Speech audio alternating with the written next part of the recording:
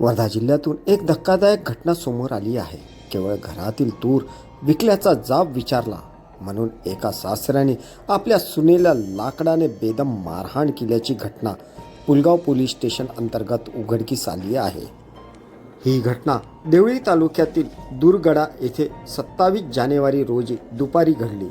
फिर्यादी वर्षा मूल या शेतातून घरी परतल्यानंतर घरातील तुरीचे कट्टे नसल्याचे त्यांच्या लक्षात आले. याबद्दल त्यांनी सासरे निरंजन मून यांना विचारणा केली असता वादाला तोंड फुटले.